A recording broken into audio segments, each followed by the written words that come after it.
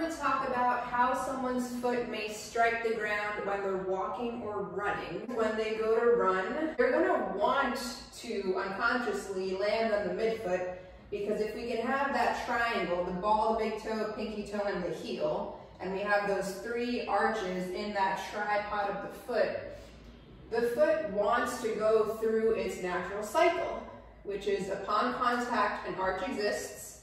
Upon loading through it, it has to yield so that it can accept our body weight onto it. And then when we go to toe off, the arch has to spring back up for a foot to be able to push all the weight onto it. Just like when we do a squat, when we go down into a squat, our glutes, those muscles are lengthening under load, and then when we push back up, they shorten to push us back up out of the bottom. The same thing happens when we take a step.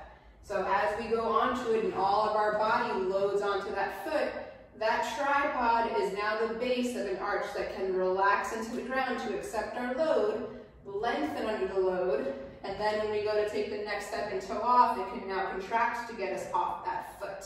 Someone who is stuck here in some degree, shape, or form, when they run, they're going to have options that no matter what, their body's going to try to get that foot to go through its cycle or a semblance of that cycle. But it's going to be somewhat compensatory because the stuff up here, the rest of the structures, aren't going to allow what I just described. So when they go to heel strike, because everything is here, heel might be the way that they can get the semblance of the foot that rolls through all of those cycles. So it gives them enough time, because they're already accelerated above in the rest of the structures, it gives them enough time to get that semblance of a cycle that goes through heel to midfoot to toe off.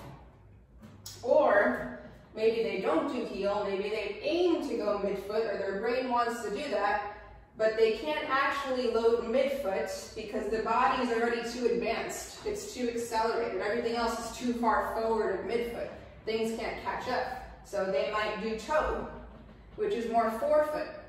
They might strike on the toe, and from here there's two options. Either you stay on the toes and you go to the next toe, or you go on the toe and the heel taps down to get that semblance of a spring down and back up, and then you go on to the next toe and then it taps down and back up.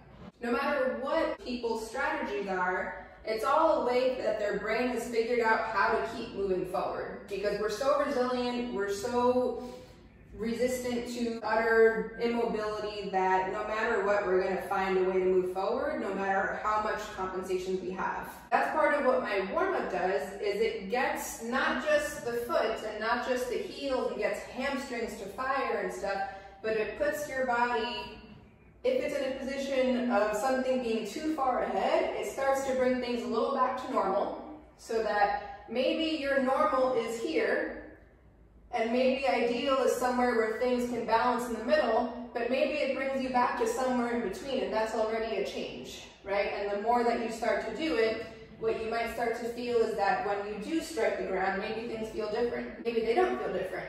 But it doesn't mean that things haven't changed. Here's some quick observations that I wanted to share with you and help you kind of understand where my mind is and why I might program certain exercises for someone, other variations of those exercises for somebody else, and it really comes back to just how your body presents. Drop any comments and questions. I'd love to talk about this stuff even further.